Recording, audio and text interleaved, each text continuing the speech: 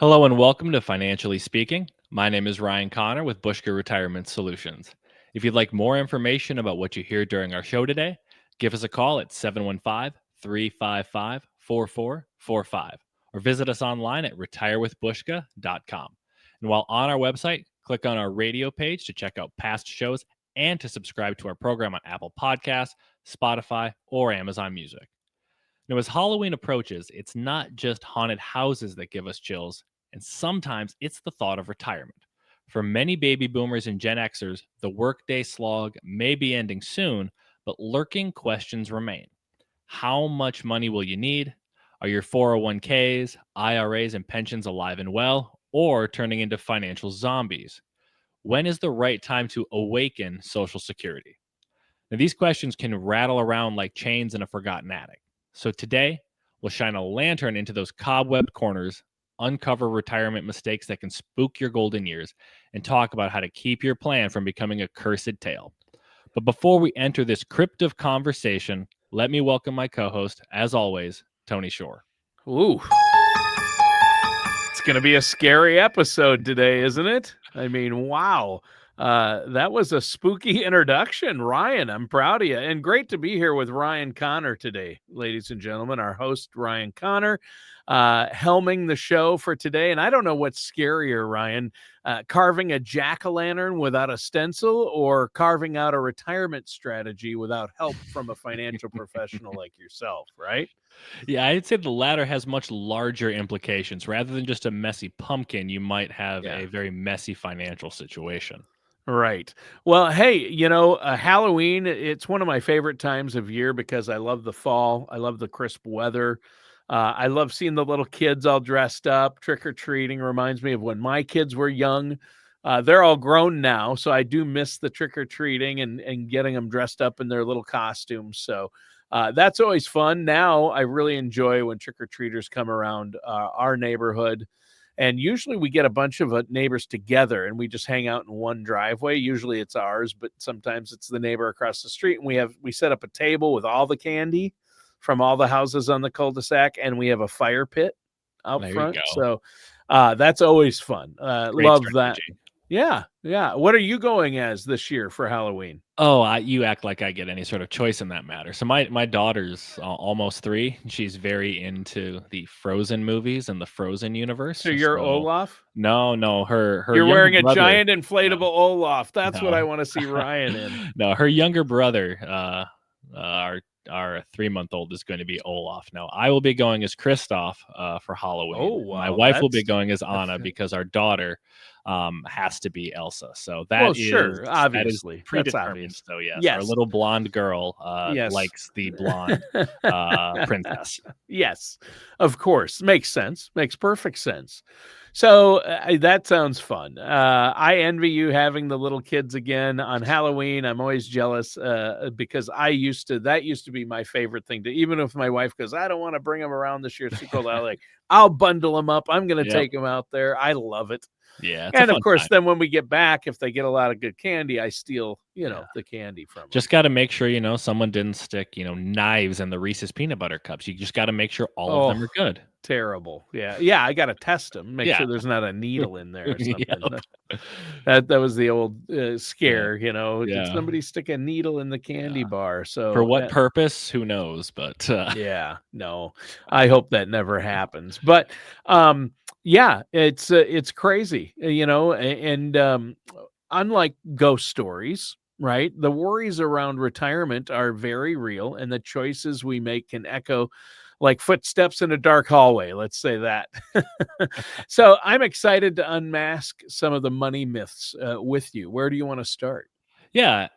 So as we begin to explore this haunted house of retirement planning today, we'll be guided by a recent Kiplinger article titled 16 Retirement Mistakes You Will Regret Forever. But don't worry, we're going to cover all treats and no tricks. All So treats, no tricks. Good. that's going to be our motto for today. Good. Well, I'm curious, like that black cat on Halloween. Unwrap the first treat and take it away. So the first specter here is relocating without a plan. So sunshine and sandy beaches can call like sirens, but too many retirees just kind of pack up and move, only to discover that this dream feels more like a ghost town with all sorts of problems hidden underneath. Yeah, a lot of people think, I want to move somewhere warm when I retire. I'm going to move to Florida. They might spend a week or two there, but that's probably not enough, right? I mean, you really want to make sure you do due diligence. And speaking of packing up and moving, you're in the process of doing that right now. You're Yeah. moving into a new house, you and your That's family, right? that's right. Yeah, so I get to deal with all of the fun realities of moving that definitely aren't occupying my mind most hours of the day Yeah, and night.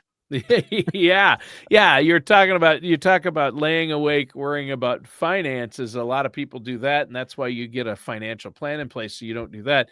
But you need somebody to a moving planner because you were laying awake last night thinking about all the things you need to do for your move, weren't you? Exactly. Thinking like, I got to disassemble this thing so we can make sure it'll fit back through the door so the movers can get it out of the house. So, yes, Yeah. all the fun thoughts at 3:30 in the morning. Yeah, and everybody has this dream. I mean, my wife and I, wow, we hear people move to Costa Rica to retire, or, we live up in Minnesota or Wisconsin. Let's move down to Florida when we retire. But that enchanted castle looks great. Maybe it's fun for a week, but you don't want it to turn out to be a creaky haunted house, do you? Exactly. So the slower pace of life in those, retirement havens can sometimes be very odd for folks to adjust to. The other big thing is feeling like a stranger. If you spent a lot of your life in one place and you move then to a completely new place, all of the connections, the routine, the familiarity that you had with that place is gone. From a financial perspective, there can be hidden costs like flood insurance, particularly in Florida. We're Yeah. seeing significant increases to homeowners insurance, flood insurance because of the increased prevalence of severe tropical storms there. Those can all add strains to a retirement budget.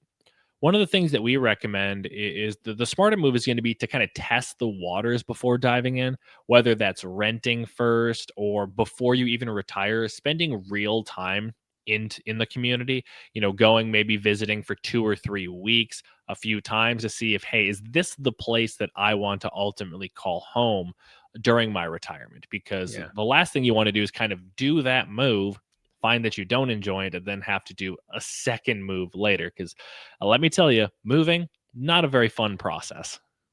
No, you probably need to spend a month or two, maybe live down there for 3 months and rent and see if for 3 months or do an Airbnb, see if you like it, and really get to know the area, really get to know the places you're looking at, and see if it feels like home, like you say. I mean, retirement should be a sweet treat, not a poisoned apple, right? Exactly.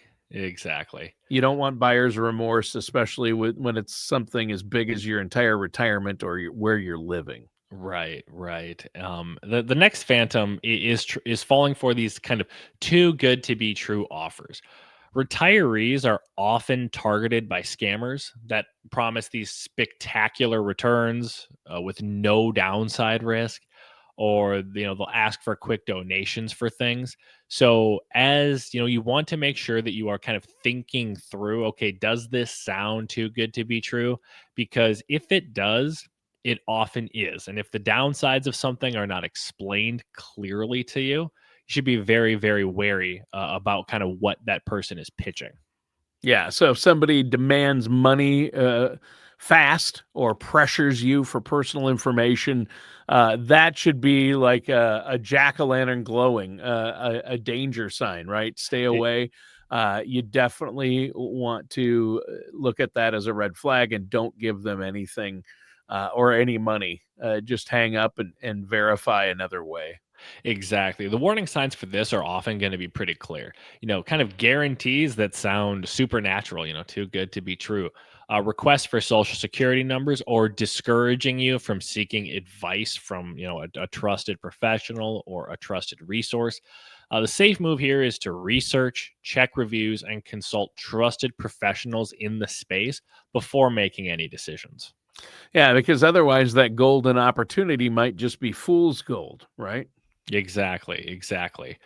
Another lurking phantom is assuming that you'll work forever. Surveys show that about 4 in 10 people expect to retire at age 70 or later. But there are a lot of things that can impact this that are out of the, individual's control. Health issues is a major one. In some cases, because of health issues, people are no longer able to work or no longer able to work in the position they currently do all the way up to age 70.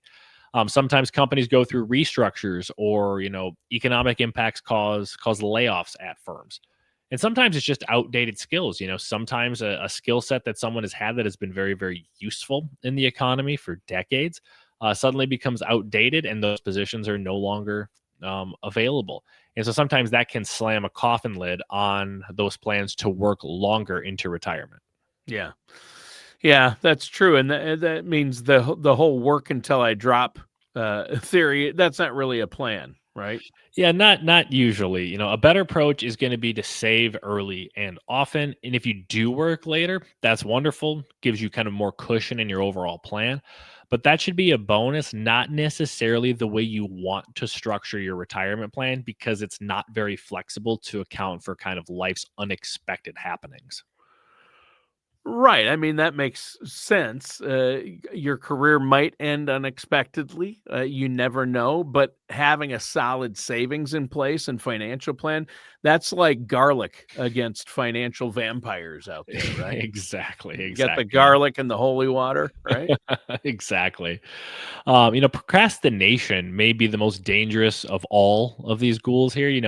Delay too long to begin your savings plan, and the math can become quite terrifying. If you start saving at age 25, you might only need $300 a month contributed into a retirement account to reach $1 million nest egg. However, if you wait until 50, and you might have lower costs, could be in prime earnings years, that sounds better. But now instead of $300 a month, that jumps up to about $3,000 a month. So even starting with small amounts early is extremely impactful. Time is going to be your best friend. Yeah. Yeah, time is your friend, and, it's really gonna take a lot. You've got to start saving early, and like you say, save early, save often, kind of like voting in Chicago. Vote early, vote often is the theme in Chicago for voting, and, that can be the theme for saving. Save early and save often. Yeah, and the antidote, it's simple. We want to start early, let that compounding work its magic, and it's one of the most powerful spells in finance. In addition to your own, retirement account, Social Security is another potential cursed crossroads. If you claim at age 62, you may be shrinking your benefit by about 30% per month for the rest of your life. You get to start it earlier, but it's going to be at a significantly reduced rate. Yeah. It's like carving your pumpkin too early. Once it's done, you're stuck with the result. You don't wanna lock in that lower, Social Security amount, right? Yeah, I mean, if you carving a pumpkin the first week of October, who's to say it actually makes it to Halloween, you know? Right. That's the Um, problem. yeah, no, by waiting to age 70, benefits can increase about 8% per year after full retirement age. So for couples, widows, and divorced spouses, there are special strategies to consider to try and make sure that you can get the most out of your Social Security and it doesn't become one of those cursed crossroads. Yeah, and the situation, it depends on your situation. Some people, it is the right move to file early, but, for a lot of people, it's gonna be wait till their full retirement age or wait till age 70, but you don't wanna make that decision without having that Social Security maximization report run that I know you can run for our listeners, and you do that for your clients to show them, based on their personal information, when the best time to file would be, and you have to look at your spouse's situation too, right? Exactly. So yeah, if you're married, the Social Security decision is not just one for you. Because of the way that Social Security works, you're going to want to make sure you consider, both you and your spouse, because how both of you should make decisions about when to claim, how to claim, they're going to impact each other, not only while both of you are alive, but when one of you passes away, making sure that the surviving spouse still has enough Social Security benefit to be well taken care of. That's something that we need to strategize. You can't just kind of wing it. Yeah. So the trick here is patience, and the treat is a larger check, right? There you go. Now here's the real shadow in all of this. The scariest thing is trying to face these financial phantoms alone, from saving too little, potentially falling for scams, doing a big move without a plan. These eerie mistakes can spook even the most prepared retiree. And that's where working with a financial professional can really make the difference. Our job is to shine a lantern in the dark, help calm fears, and create a comprehensive plan that replaces tricks with treats. Retirement doesn't have to feel cursed when you've got a trusted guide by your side. Yeah, and so if our listeners out there want to learn more about this, how can they do that? Yep. So you can go to our website at retirewithbushka.com. That's BUSKA. Or give our office a call at 715-355-4445 to discuss, various different concerns that you might have about frightful financial mistakes, your financial strategy, or any other parts of your retirement plan. Yeah. Again, it's our goal to help folks prepare for the retirement that they've worked so hard for.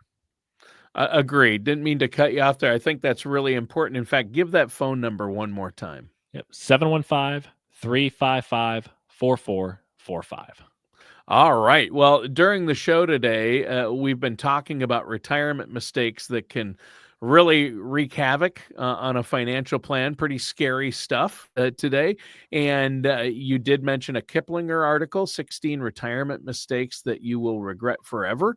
And just saying that gives me goosebumps. So, what's the next skeleton in the closet, so to speak? Yeah, this one's a true graveyard blunder. Borrowing from your 401k. Now, this can be tempting because it's your money. The most plans let you take a loan and pay it back with interest over the course of 5 years. But the real curse is what's called the opportunity cost. Hmm. Yeah, opportunity cost. Why is that so spooky, though? Because the moment you borrow, contributions often stop. That means you can lose your employer match, which is essentially free money. It's part of your compensation. And you miss out on the growth from both the skipped contributions and the borrowed cash. It's kind Yikes. of like locking your compounding interest that we talked about in the first segment, which is the most powerful part of saving for retirement, taking it and locking it away in a crypt. Yeah.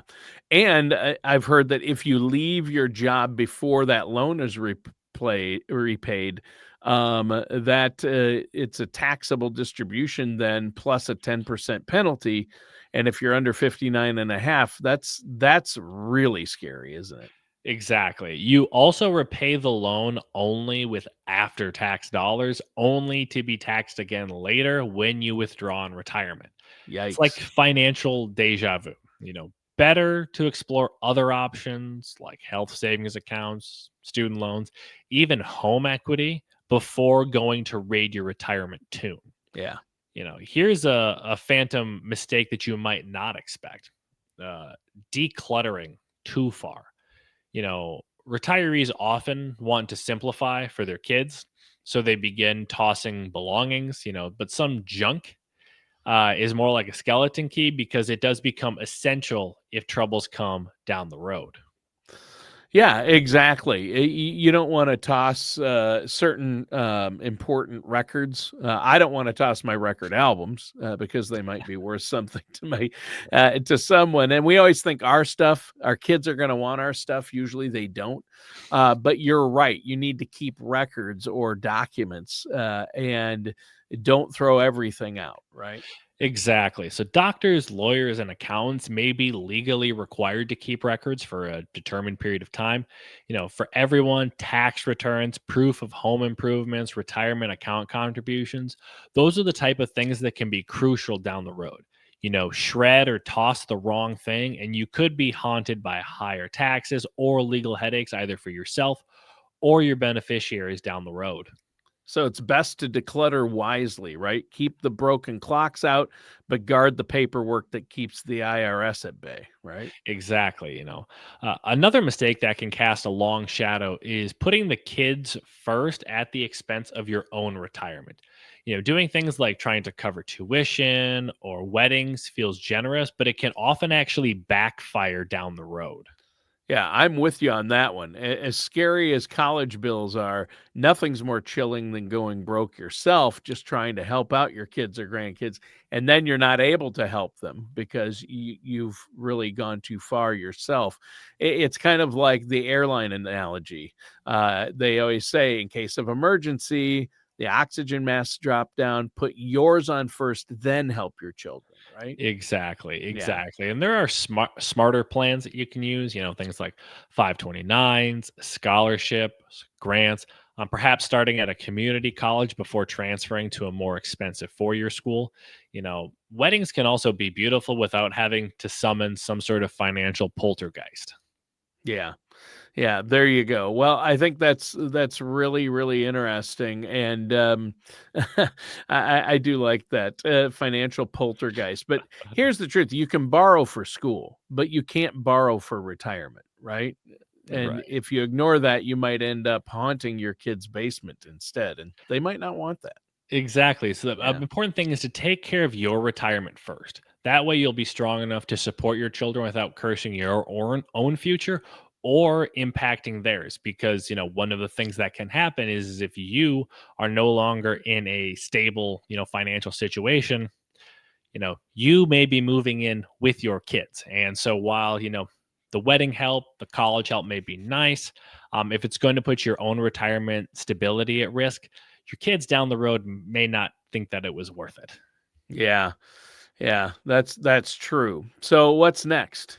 Yeah, so next on our ghostly tour are timeshares. So they sparkle like treasure maps, guaranteed vacations, flexible swaps, sunny destination. But beneath the nice glossy brochure lurk cobwebs abound. Yeah.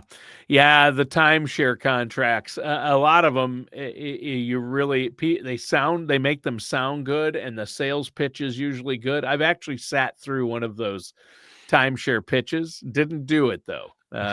I can proudly say didn't succumb, because there are catches and there's a downside, and those contracts are, really they end up being scams, and they're hard to get out of, right? Yes, yes. So there are significant upfront costs, annual fees that will never go away, high travel costs to get into those dream spots. And if you regret the purchase, selling or getting off of your timeshare is incredibly difficult. The resale market is extremely crowded with skeletons, because a lot of folks who get into them end up wanting to get out. So you end up with Yep. way more sellers than buyers, which makes it Yep. hard to actually get out of a timeshare. So there are, plenty of skeletons there, and scammers absolutely wait in the shadows when it comes Yeah. to timeshares because they oftentimes know that folks are really trying to get out of these and are ripe for exploitation. Yep, exactly. And a timeshare, it might think, "Oh, it's a forever vacation," but it can really drain your cash for years to come, right? Yeah. So big thing here is look before you leap. You might find that your paradise can turn into a financial graveyard. Yeah. Now, one of the most terrifying goals, one that scares almost every retiree, is the costs of long term care. Even healthy retirees eventually feel the weight of time, and the price tag can devour savings faster than a werewolf under a full moon. Yeah. Yeah, and those costs, they're crazy. I know they average well over $5,000 a month. My mother, and my father are now both in long-term care. My mom's long-term care is $11,000 a month. Oh my goodness. Yeah. I mean, we're talking, for assisted living, you mentioned that $5,000 a month, absolutely. Memory care is going to be 6,000 plus. If you need, 24/7, nursing home care, I mean, the price tag you gave there of around 11,000 a month, not unheard of. And you're even if you only need in-home help, you're still talking north of $30 an hour for Wow. in-home help. And Medicare doesn't really cover these things. So even a strong nest egg can crumble without appropriate planning. Yeah, so what options do people have to guard against this? Yeah, so if their financial situation dictates that this would be an appropriate route to go, some might want to consider long-term care insurance, which can help cover a part of that expense. So the premiums on these policies can be high because, of course, the benefits that they deliver out because of the cost of care also needs to be high. The protection here can be worth it, though. So others explore things like qualified longevity annuity contracts, which provide guaranteed income starting later in life. Now, neither of these products is perfect. They've got trade offs involved, but doing nothing, if you can afford to do something, is often far worse. Yeah, and just to clarify, there are some you can get a fixed index annuity with a long-term care rider where your payments, if you have a lifetime income, they'll double those payments if you happen to need long-term care. And now I hear a lot of people are using hybrid policies, hybrid insurance, where it's like a cash value life, or where you'll have a long-term care rider that allows you to use the death benefit while you're still alive if you need it for long-term care, right? Exactly. And those have become more popular because one of the downsides of like traditional long term care insurance is kind of like term insurance, where it was use it or lose it. So you might put significant amounts of money into a long term care policy that you never reap benefits from. Whereas these kind of hybrid policies, where they are, um, a life insurance policy that you can leverage in that situation. Even if you never end up using the long-term care benefit, there still is a payable death benefit to Yeah. beneficiaries. So you're not kind of walking away with nothing, even if the death benefit itself ends up being a little bit reduced because of the long-term care insurance levers within the product. Sure, at least you're getting something out of the money you put into it, right? Exactly. In one way or the other, and pretending you're not gonna need long-term care, I think it's almost 2 out of every 3 people now over the age of 65 will end up needing long-term care. I think that's like leaving the candy bowl outside unattended with a sign that says, "Please take one," right? It's gonna be Exactly. it's gonna be gone after the first couple of trick-or-treaters, let's be Exactly. honest. That's why you got to kind of face these things head on and plan early. That way, Yeah. long term care doesn't become a skeleton that drags down your golden years, and ultimately really can reduce the legacy that you're able to leave to beneficiaries. Yeah, yeah. Well, I mean, it's scary, right? Exactly. Ominous. A lot of frightening stuff in this our Halloween episode. We're talking about avoiding spooky retirement mistakes, and we're almost out of time. So I think this is good. It was chilling, but you unmasked some creepy mistakes already, and we don't want to have surprises lurking in our retirement planning. That's why you need to work with a trusted financial services professional such as yourself. So before we go, one more time, let our listeners know how they can get a hold of you. Yeah, so our listeners can either visit our website at retirewithbushka.com. That's retire with buska.com, or give our office a call at 715-355-4445. All right. Well, I hope that are you going to be moved into your new home before Halloween? Yes, yes. So we So close today, moving next week. are you gonna have candy for trick or treaters? We will see if I have the mental capacity for That's to a little handle soon. Just candy. moving, you'll probably have stuff in boxes. That would be Yeah, crazy, but yeah. We will that's see. I love it. All right, and that does it for today's episode of Financially Speaking with our host Ryan Connor.